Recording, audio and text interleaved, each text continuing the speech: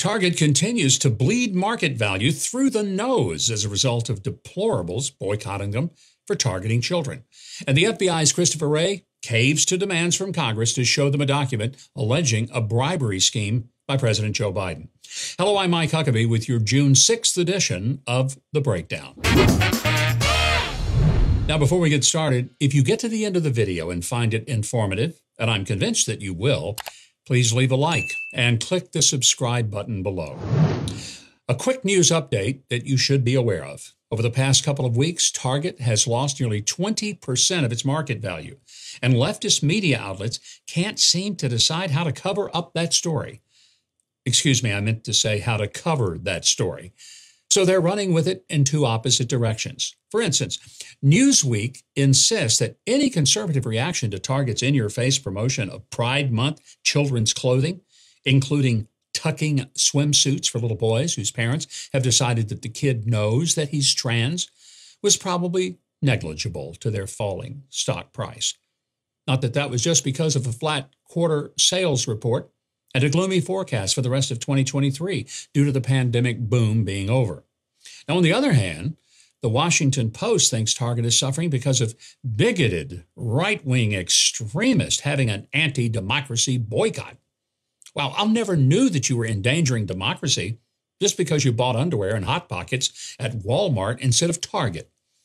In case you missed it, here's what one MSNBC contributor said about the boycott. When Target caves into this, then it says that the moment you threaten the employees of even a very large corporation, you get to control its policies. This is economic terrorism, literally terrorism. What an idiotic thing to say. I don't know that there's any documented cases of employees being threatened. I tell you what they're threatened by. They're threatened by the loss of their jobs because this company is so stupid it's going to go out of business.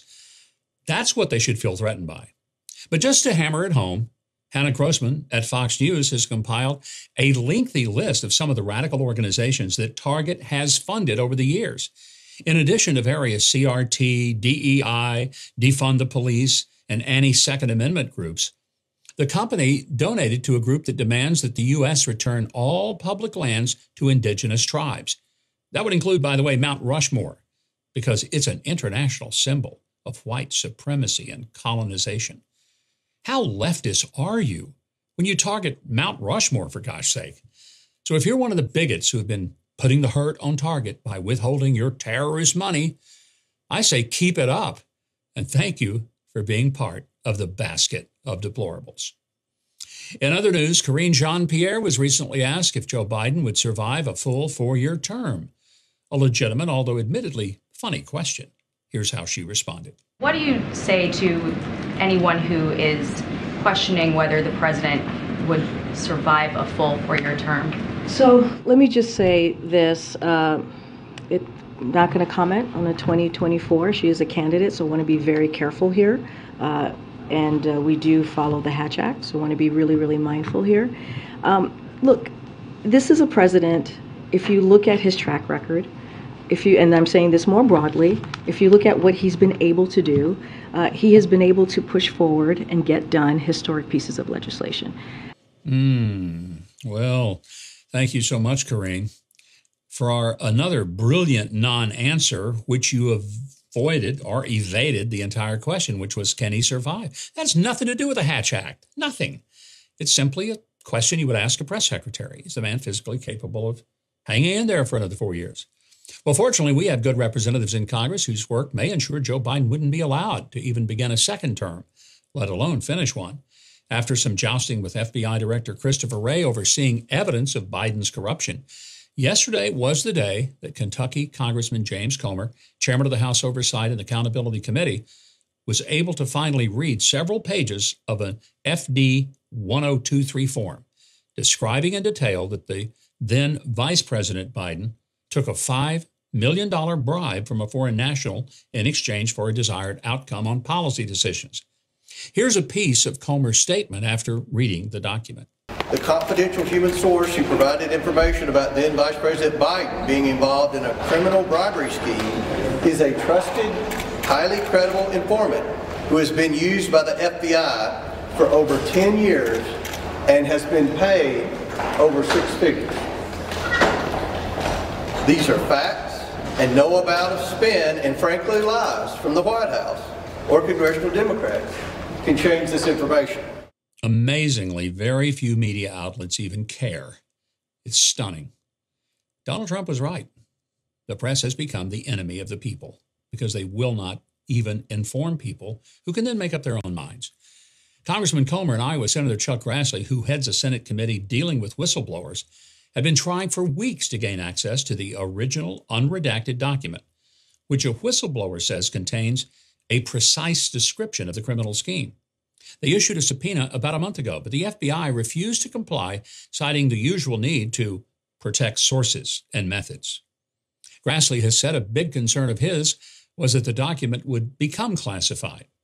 Maybe they know they'd never survive the blowback from an action that looks that Nixonian. But parts may have been classified just before Congressman Comer was able to look at the document. Thanks to a Fox News source, we're tentatively learning more about the confidential human source whose allegations were written up in the Form 1023, and it was dated June 30th, 2020. Yes, this person apparently had been used as a confidential human source before, going back at least several years on multiple matters that were separate from the Biden case. He'd been consistently reviewed for his work with the FBI since the Obama years and had been found highly credible. The information in a 1023 has not yet undergone any further verification. The fact that a confidential human source brings it to the FBI, of course, does not in itself make it true. But if a highly credible CHS, someone with whom they had a long history of receiving solid information, came to them with such a serious, potentially treasonous, impeachment-worthy allegation, and they didn't follow up, tells you all you need to know about the level of corruption within the FBI. So it's not just the Biden family in trouble here. It's the very foundation of our so-called justice system, which, if this is how the sham investigation went down, appears to have completely rotted away. Constitutional scholars disagree on whether a president may be impeached for acts committed prior to taking office. As is ever the case, the Democrats undermined their own argument when they said Trump could be impeached over emoluments the moment he took office. They even put Trump on trial in the Senate after he had already left the presidency. House Oversight Committee member Anna Paulina Luna of Florida appeared Sunday with Fox News' Maria Bartiromo to say that the allegations against the Biden family are turning into a hard case with literal bank documentation. These are no longer allegations, and we're creating a hard case.